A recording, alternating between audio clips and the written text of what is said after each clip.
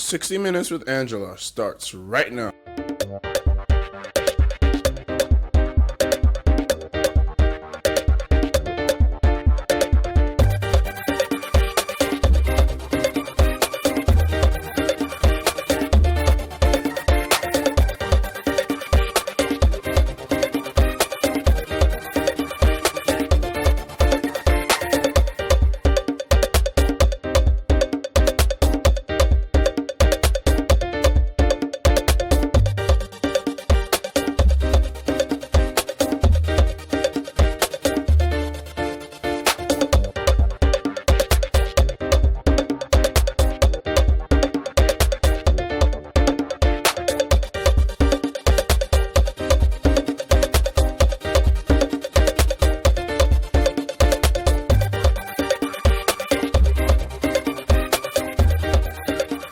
So in the eye of the government, the land carries no value. In the eye of the government? Yes. The land on its own simplicity carries no value, has no value, has no economic value, because the economic value is what you can put a price on. Yes. There's no price on land in Nigeria. And we know that land in normative economics Yes. is one of the main factors of production.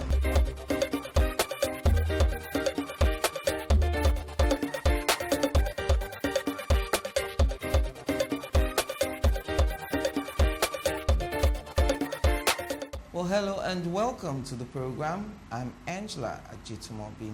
Now, what is wrong with Nigeria's housing policy? We know that since the administration of former President Shehu Shagari, no other president has built houses for the population of Nigeria. We know that the Federal Housing Authority, FHA, has been a little redundant in that respect. Well, that's where my host today comes in.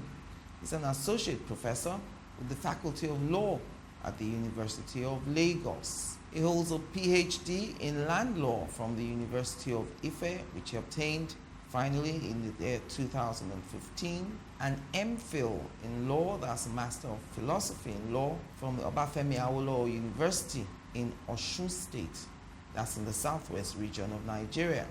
That he obtained in 2011. He also holds a Master's in Law, LLM, from the University of Lagos in 1995.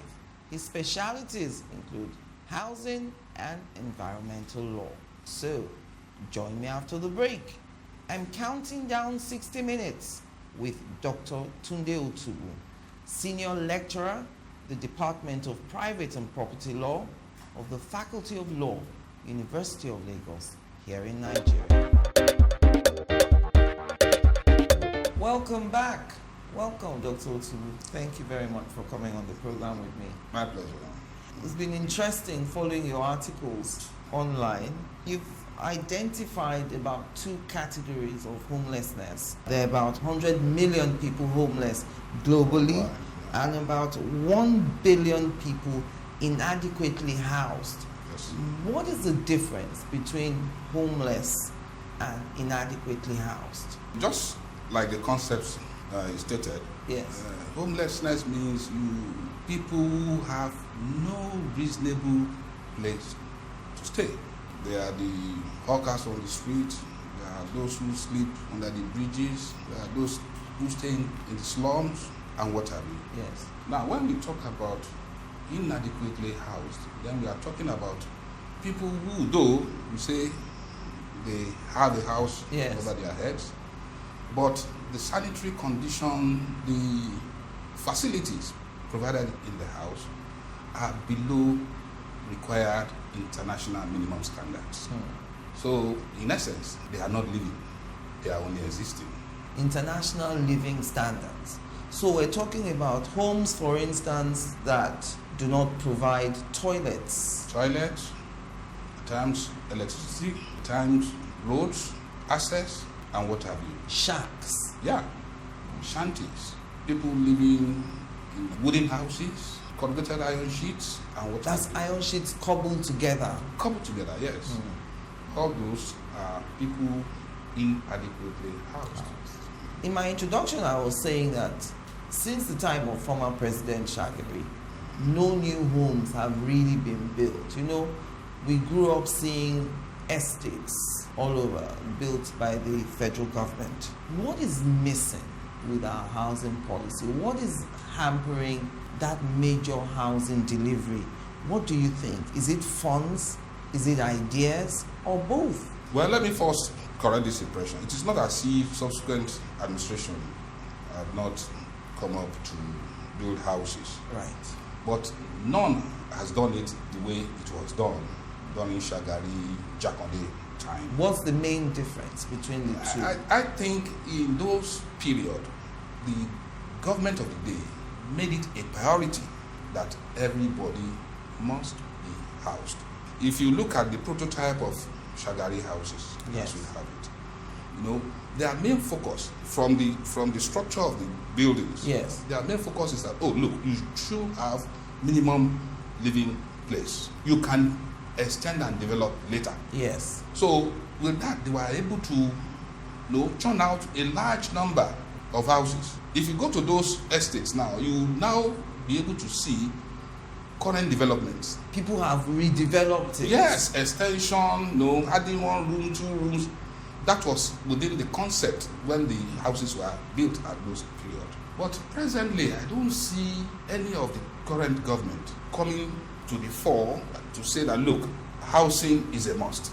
More so when government of today is now private sector driven. Yes. So most of the things government of yore were doing as part of their social responsibility to members of the public have now been shifted to private.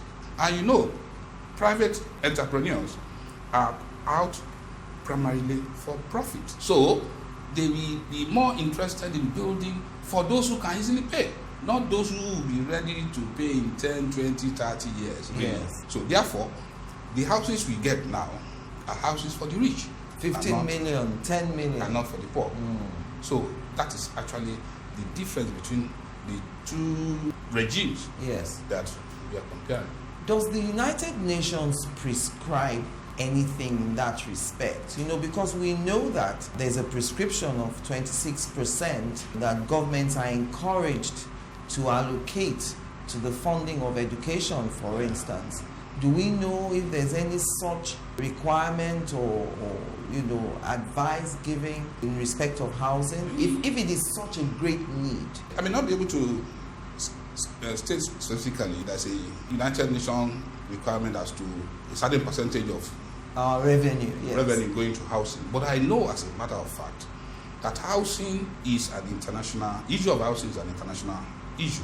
UN, all other agencies under the UN, all other intercontinental organizations, Yes. they always have a place for housing. Fundamental human rights has been extended to housing. Really? Yes. So we have a right to be housed? Yes, that is it. You have a right to be housed, not in the sense that, look, government must provide you house. Yes. But government must do everything to encourage you to get a house. And if you have one, government is precluded from taking it away from you unless it is extremely mandatory for them to do so. And that brings me to the question of the Land Use Act. Because listening to you say, unless it is extremely mandatory to do so. The Land Use Act gives the governor the right to withdraw your occupancy of any land on grounds of overriding public interest. Yeah. What determines that kind of interest? For instance, how do you know that this interest of this governor in taking away your right to occupy that property is in overriding public interest? Well, I think we have literally of judicial decision on what public interest and public purpose is. Yes. And the law itself, that is the land use, also prescribe the ambit of what public interest or public purpose should be. Yes. In the definition section. Now, having said that, the interpretation by court has always been that you cannot go beyond what it is stated in the law. And what is stated in the law includes land needed for agriculture, land needed for infrastructural development, Yes. and what have you. Yes, those are the ambit of public interest under which the governor may revoke your right of occupancy Right. over the land you occupy. But it is not a revocation without a compensation. The law expects that when your right is revoked, then you should be compensated. There is one particular area of the law that has not been well explored. I think it was put to test a bit during the Fashola regime in Lagos. Yes. And that is resettlement. Because in most cases, compensation is paid only for the unexhausted improvement made on the land. On the unexhausted improvements made on the land. What does that mean? That is, the land on its own, Yes. the power of any development, the power of any progress gets nothing if it's taken from you. Which means that for you to be compensated for that revocation, you Yes. must have put something Of value. on that land. So if you have a plain piece of land, you haven't built on it. Yeah. Nothing is built except the fence and the gate, Okay. and it is revoked. Yeah. You are not entitled to They will compensation pay you for the cost of the gates and the fence. and the fence, less depreciation. That is what the law says. And that is one of the problems of the Land Use Act itself. You see, the menace of Omoniles Yes.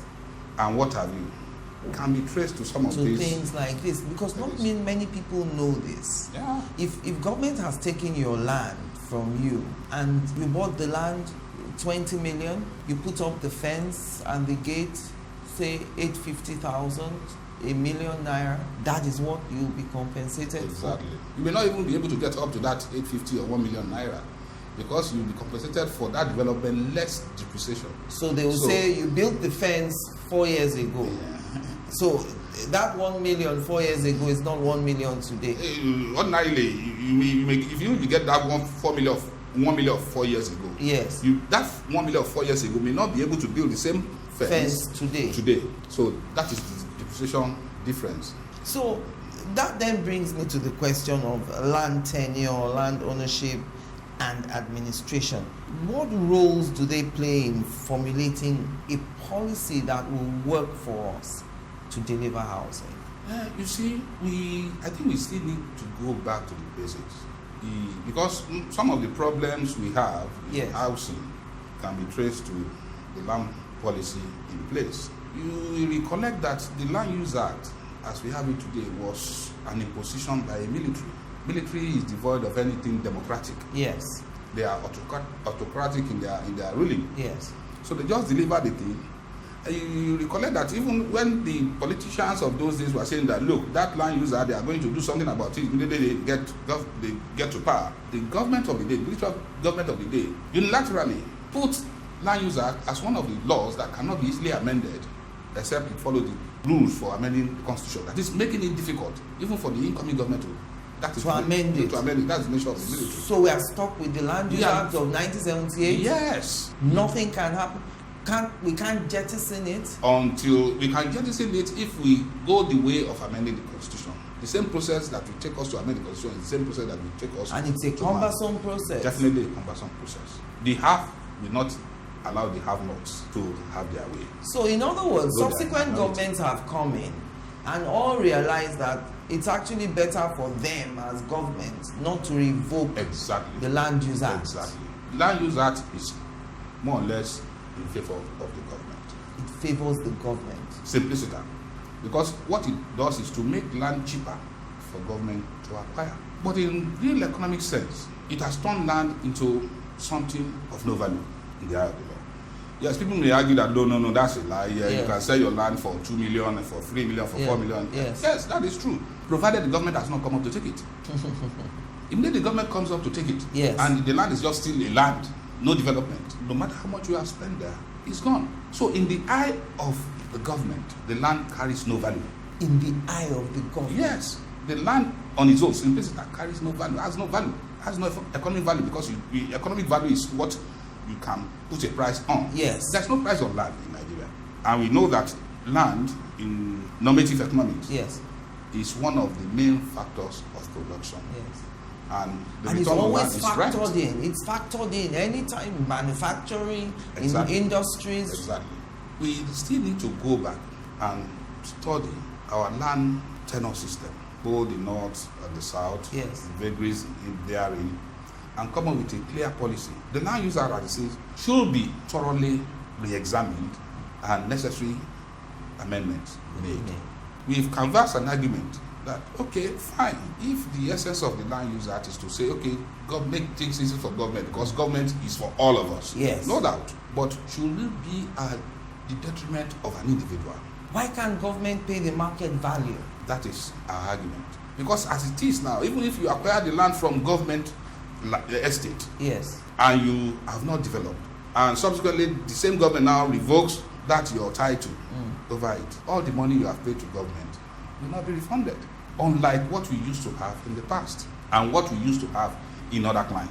In UK, for example, you will be paid for revocation of your rights, that is compulsory acquisition of your rights in land, not only for the land itself, but for all the other economic indices on that land, even to the extent of injurious affection, to the essence of inconvenience. The inconvenience of you having to leave this place. Exactly. You get compensated. The unsettling yes. effect. Because they realize that, look, this is a right being taken from an individual and being vested in the state, which is a representative of all. So one individual should not carry the burden of the entire state. It is the state that should carry that burden. Yes. So that is the essence of compensation being paid in those clients. But in our case here, that is not the position. Government takes all and nothing happens. That is why we have litany of cases in court challenging revocation of rights of occupancy here and there, taking government to court and what have you. We have it on record that particularly in Lagos State, they will end up for out of court settlement. The government will end up for out of court settlement. Why? Because they will have realized at that point that this litigation will continue till only God knows when. It will stop whatever development they want to do there. And so therefore, what do we do? Okay, let's settle them. Let's settle them. Give them back some of what we have taken from them so that they can allow us to go. In the process, at times they give the land belonging to another group to you know, a lot of injustices going on in that area of our land management. Join us again after the break.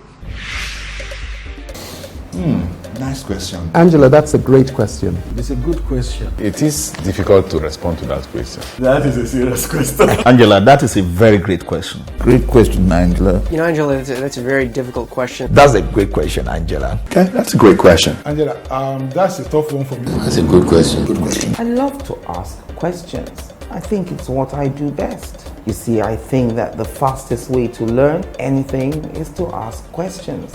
The right questions that help you get to the heart of the matter. 60 Minutes with Angela. Again, answers to every question you always wanted to ask.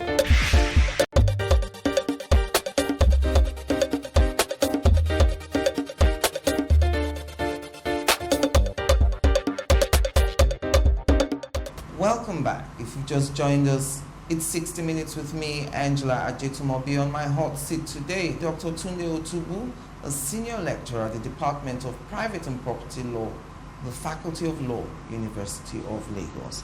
You've identified legislative, administrative, and policy issues which you say threaten easy delivery to two major groups: low-income earners and informal sector of the economy. The informal sector, maybe you're talking people like plumbers, vulcanizers, you know, and those kind of people.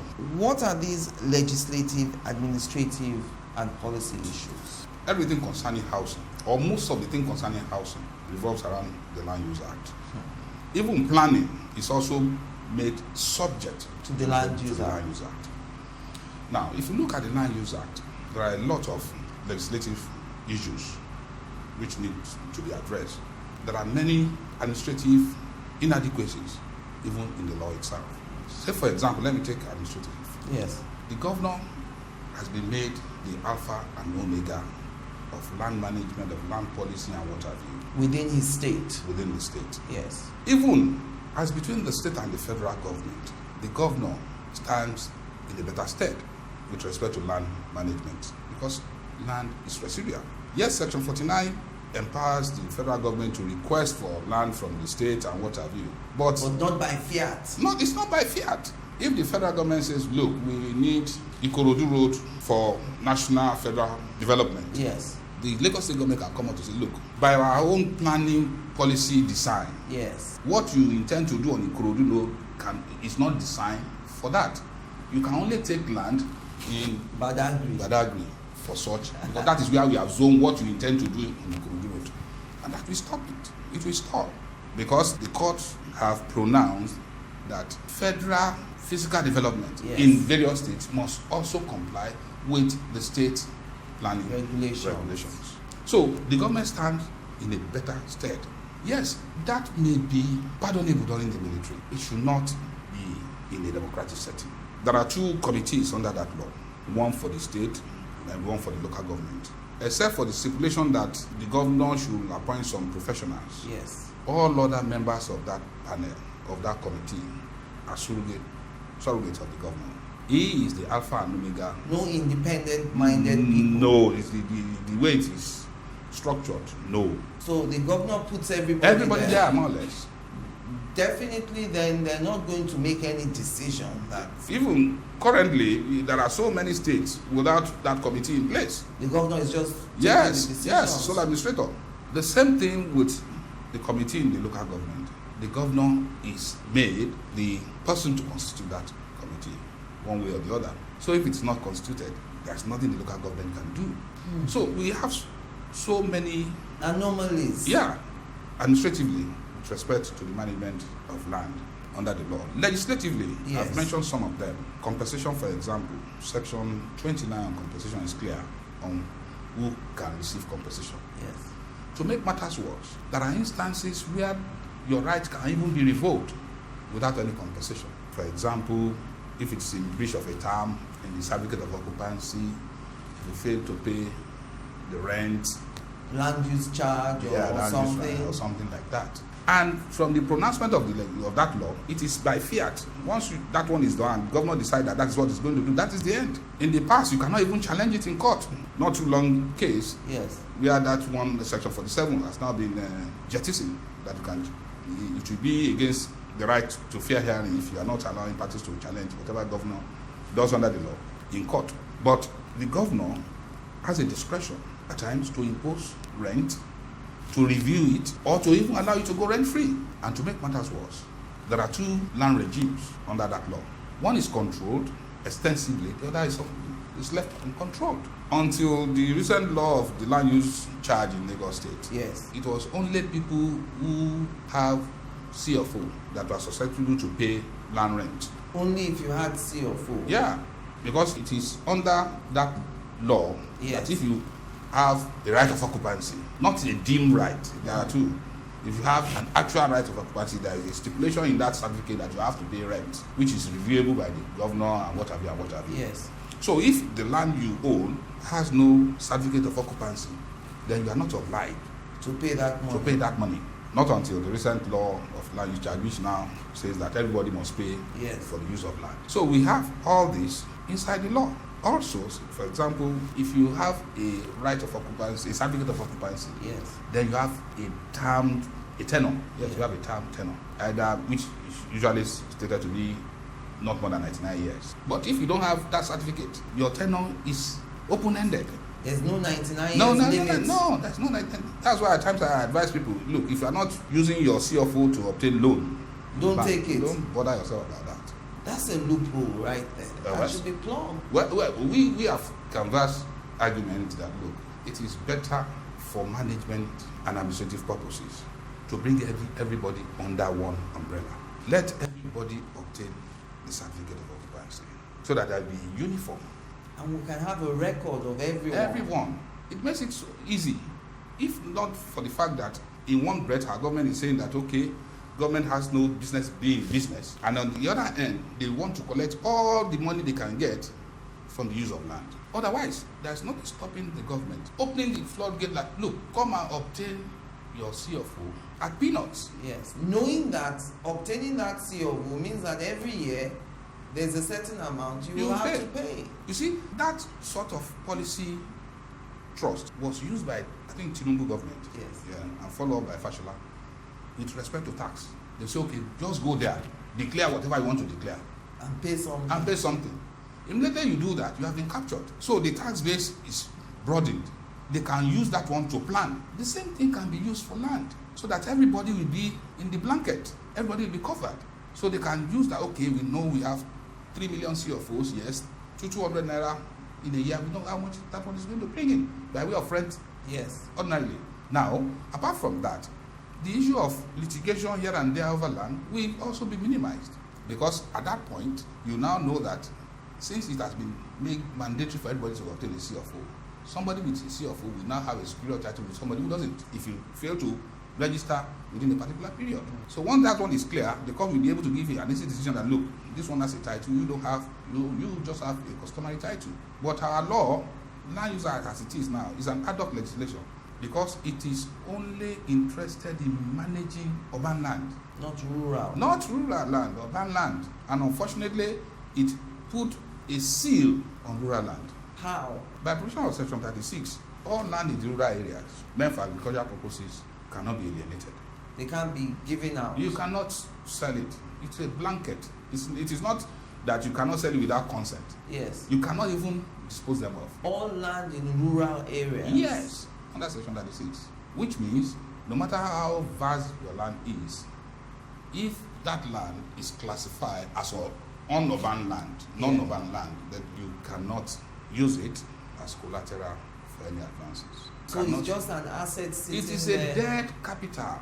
Would your advice be then that we should jettison the Land Use Act? More or less, if a thorough re-examination is done, the land use act will definitely go.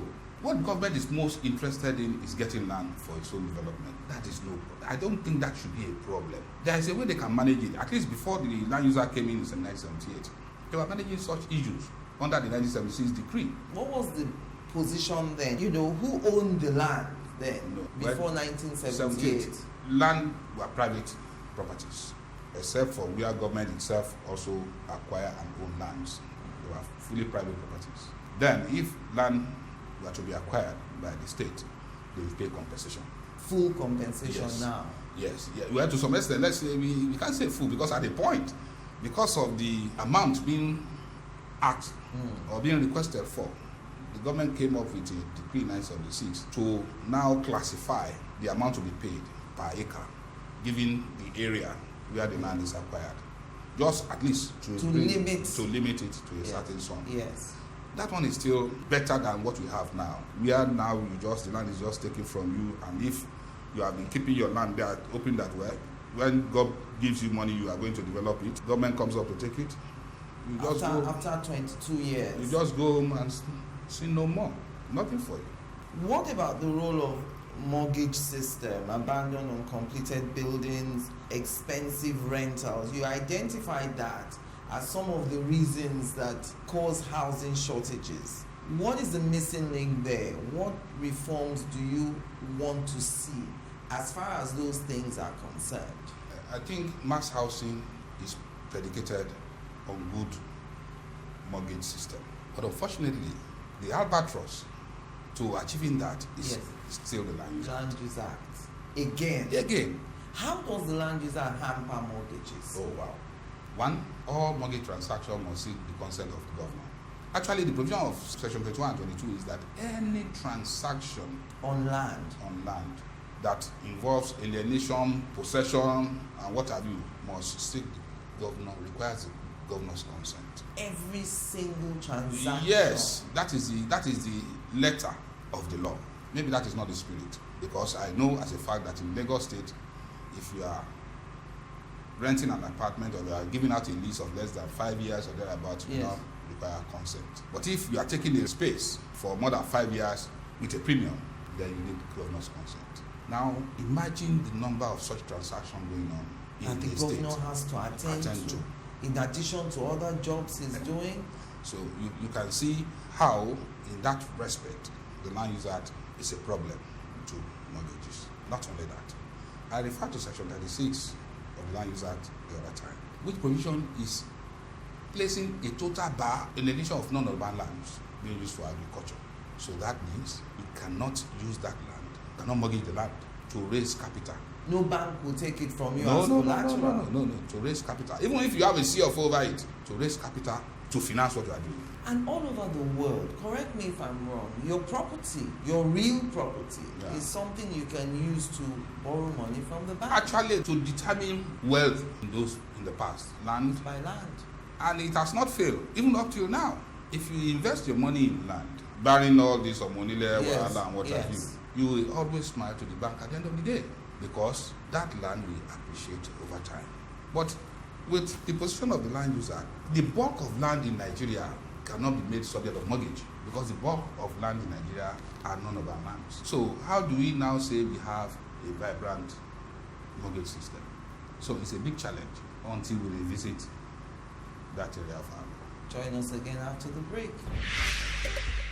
So what is 60 Minutes with Angela all about? It's not an interview.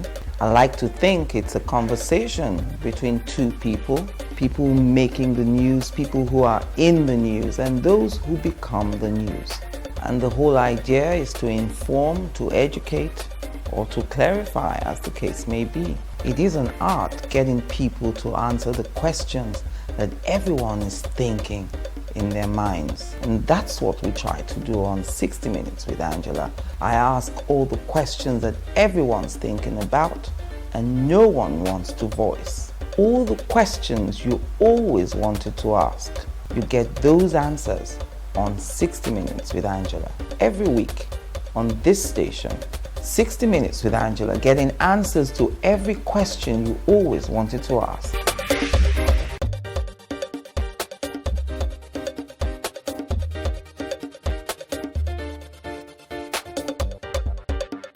Welcome back. My concluding moments now with Dr. Tunde Otubu.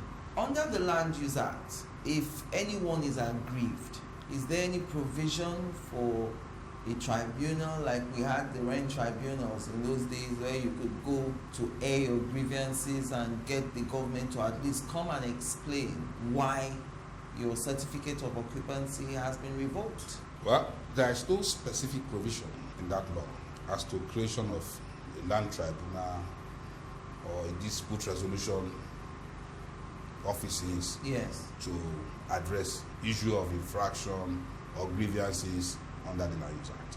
What the law provides is that you go back to the regular courts, The High Court. the high courts, in some cases the area courts in another area, what have you, depending on the nature of occupancy you have or what Yes. have you. A provision is also inserted in section 47 that you cannot challenge the governor on the issue of compensation you have been paid or your notification of right of occupancy. can't. You cannot. But lately, that particular provision has been truncated by courts, holding that such provision is contrary to the provision of the Constitution Yes. and right to fair hearing and what have you. I think it's Kaduna and Canada and something that decided that. But beyond that, there's no specific provision to ameliorate the rigors of the law. In your opinion, do you think that what the Land Use Act was trying to cure, if there was any disease it was trying to cure, has it cured it? Perhaps if we amended some things, amended the rights of the governor, for instance, to revoke, reduce the rights of the governor, for instance, so he's not seen as the alpha and omega of land. If we amended the Land Use Act, would it still be useful? The amendment is going to be a structural surgery to the act. Actually, by the time it is amended, it may still be at the name of the Land Use Act, but Yes. the policy thrust will definitely change for it to meet the yearnings and aspiration of the people in the 21st century Nigeria. In 21st century Nigeria, as it is now, it can't help us. No. We are only trying to patch up. We are not opening new vistas to encourage housing, particularly mass housing. So when the minister talks about standardization in the industry for more efficiency, making the doors and the windows and the design of the house standard so that manufacturing of these things is easier, you think he's actually jumping the gun? We should be looking more first at the legislation, the other things on the ground before we get to the point of standardization. Well, I think the minister was addressing building a house when you already have the land.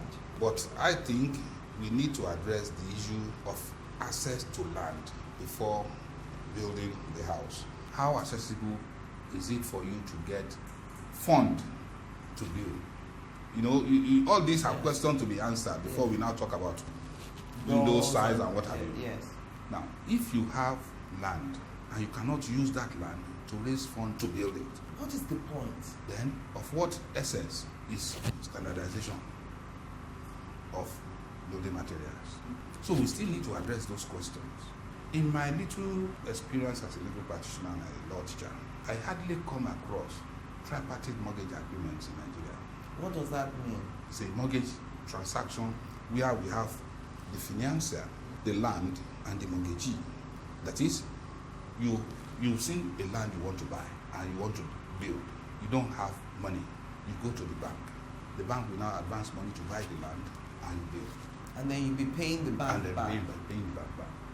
No bank does that here. It is a reality in our climate here. In other climes, the fact that you have that land is enough for the bank to come in and assess. Even at times they will come to you, you are not even interested, they will come to you, look, that's your land, we know you are the one who owns this land. It can be developed. Would that be because the banks here know, as you've said, that the land has no value? Well, that's some of the identified problems. That one is glaring, it's staring everybody in the face. It's only those who are not deep enough to understand it that land has no economic value in the eye of the law. In the eye of the law? Yes, under Nigerian law. There used to be an argument as to whether the land user nationalized all lands and giving it to the state. Yes. And whether there is still private property rights and what have you. The argument has been on for decades. But what tilts the pendulum in favor of the state is the fact that if that land is taken away from you while it is undeveloped, you get nothing. That is to tell you that the state owns the land. You own the development of the land. If you develop something on the land, you say you spent 20 million to build this mansion. What will you get as compensation? How will they work out your compensation? The compensation, they have a technical people coming in to assess the property. But unfortunately, it is the state land officer that will determine it, not an independent valuer. So you are saying 20 million, I put marble, I put... It is the same governor that will direct the people in the land bureau or land ministry, state land valuer, to come and do the assessment. And that will be the basis of your compensation. It's not as if you are going to bring in your own professional to come and assess. Yes, and then we will compare the prices. There are so many injustices under that act. And the primary reason I can fathom is because it was made horribly, and it was also made by a military government. Yeah. Why is no one talking about repealing the law or jettisoning the law? Is it because the elites are benefiting from it? The issue is this. If an aspirant to the office, to the executive office, yes, governor, president, if he makes it a focal point of his campaign that the land user is going to be revoked, that if he gets elected, he's going to revoke the land user, if he makes that one a focal point of his campaign, immediately he gets him, he will change his mind. When he sees the benefits to himself and the state. So that is the problem here. We need a people's assembly to tinker with the Land Use Act. You know, when you travel in Europe, in the UK for instance, you know, you're going along these long roads with vast fields. Sometimes you just suddenly come upon something called a new town. You know, you just turn off the main road and they're building a new town there. I've always wondered why we don't have such here. When you travel by road, even within the southwest, you see vast land and nothing happening. And I wondered why governors don't just develop a new town, build mass housing. Well, we have said it earlier. It is not a business of government to be business. Yes. That is the slogan now. Unfortunately, the same people that the government is supposed to cater for are yearning for government intervention in their various aspects of life. But government is saying, look. You've given it to a private person who can do it better. Power, name it, everything has gone. So government is just now collecting rents. We need to revisit that one to a certain extent. Yes, private-driven economy, fine, to a certain point. But the government also needs intervention. Now, to go back to that, your query about new towns and water, that may not be easily possible. Why not? Why? You see, if you go to the Lekki Ajaxes, we are having some, they are private efforts. Yes. But I know of quite a number of them that are still litigation over that land. Between them and the state government. Between them and the original landowners from whom the state revoked their right of occupancy. Dr. Otubu, wait. The state revoked rights of occupancy and then sold the land onto private developers yes, who have come to do gated communities, estates. Exactly. So there's still litigation ongoing between those developers and the original owners, including the state. That look, the land you are developing belongs to us. The governor cannot just revoke and give you. But that wouldn't have arisen if, when the revocation was done, they were given adequate compensation. So, to develop new towns, the government needs to commit a lot of money. Yes, take over all the lands in a particular area. Yes. Under must compensate them. Compensate them. They won't come back. Since they have been compensated, they won't come back. Resettle them. Rebuild their houses. I remember when construction was going on Shagam Abeokuta dualization road during Daniel regime or whatever. Yes. Some houses that fell on the path of the new development were demolished. And I learned the state I want to rebuild those houses. Moving them further back. Further back. Nobody will complain on that. But if you just say, well, you have not put anything on that land, just take it from them, and that is the end. They will be revolt. And that is what we are seeing in the Omonile syndrome.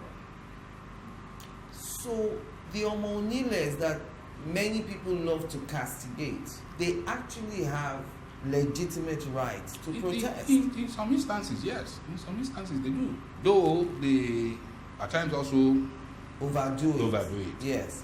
But in some instances, they do. How will you, say, for example, take all the lands, 40 plots belonging to a family. A family, after taking it over, then on the understanding that, okay, you want to turn it into state plantation. Yes. Agric plantation. Then all of a sudden, started seeing buildings here and there, not the primary purpose again. On investigation, they now discover that the land has been partitioned by the state and given out to some private developers. There will be no peace of mind. The same thing the state has done, yes. The Omonile could have done that before governor took over their land. They could have sold it and made their money by giving. So that is the foundation for their growth. That look, you cannot replant us by putting yourself in our stead and selling our land. We could have sold it ourselves. We could have sold it ourselves. Meanwhile, when you took it from us on the understanding that it is meant for a state use, you did not give us anything. Now you are now selling it and making profit. Why won't we disturb those you have given the land? That's one of the genesis of all these problems you are having. Are you going to make a presentation about this to the federal government? Because sometimes, we all assume that they know these things, but maybe it needs to be brought to their attention so that we can make progress. Well, in our little effort, we try to hear our views at giving opportunity. I know you were a part of the team of experts that formulated the position paper by the University of Lagos on the National Building Code in Nigeria. Did you identify all these sorts of problems in that paper? We did. And the paper was presented to the federal government? It was a teamwork. Right. So I represented, myself and a colleague represented Faculty of Law in that university team. Yes. We have people from architectural, we have people from building, estate management, and what have you. So we team up to write up some of the issues you query about. You are presented. You gave your legal opinion on some of these issues. We gave it to them. But when they got to Abuja, that was another question of fish entirely. So that paper still exists? Oh, of course. Academic papers are always eternal. They don't go. They don't go anywhere. It's been very interesting speaking with you. I was going to talk about environmental law too, because that's your area of expertise. I see people in developed countries talking about climate control and climate change and all those things. I say to myself that it's easy for you in a developed country to be demanding the kind of standards you're demanding come first to a developing country. You're talking about plastic bags, for instance, or nylon. We are just getting to the point where we're providing clean, drinkable water. With nylon, we call it pure water in those sachets. So how do we balance the need for this, controlling this climate thing with areas that are experiencing real poverty and still will rely, as we do, for instance, on nylon to package our drinkable water? Let me first say this. Climate change issue is a real issue. It is real. It is real. There's no doubt about that. We've seen so many haphazard rainfalls. We've seen so many floods. We see desertification in the north and here and there. Yes. So, however, whatever is being sold from the developed world Yes. to the developing world should always be scrutinized. Behind every policy they are pushing to us, there's always, in most cases, there are ulterior motives. If you mentioned the issue of plastic and what have you, Yes. who developed that technology? Did we develop that technology? We did not. They have used it and discovered that, okay, after they have exhausted their use over it And enjoyed it. and enjoyed it, the answer is no more. They ship it to us here. That, okay, they now say they are now condemning it. Probably they have new things they want to bring to us. They want to For introduce to for us. economic reason. Yes. Yes, there's a challenge with the issue of cellophanes. There's no doubt about that. But we can do better ourselves. This environment is ours. If there are blockages on drainages, water flow, and what have you, it's going to affect us first before the other world will sympathize with us. Yes. So we need to do something ourselves. I think we can come up with some policy. The state we have to, you see, this is area where the state intervention is still very, very much needed. And for the international world telling us to follow their stead, Yes. they need to invest a lot to reduce the poverty level of the developing world. They have made billions of dollars from the sweat of the developing world, there's no doubt. Talk of logging, where are these woods being shipped to? Yes. Abroad. Yes. All the agricultural products that are giving us problem of desertification and what have you, they are shipped abroad. They made a lot of money out of it, but when they now see that, look, they are finding alternatives, they're saying they don't do that again. So they need to come in with a lot of funding, friendly funding, Yes.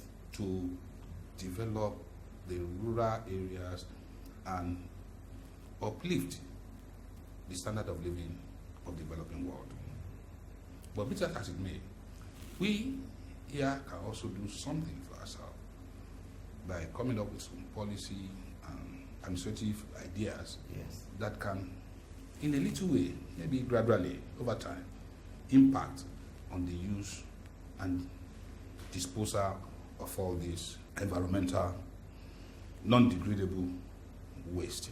This policy can be through tax relief, through rebate and what have you, to encourage people. And you discover that most of these environmental issues started rearing their head because the world is going personal.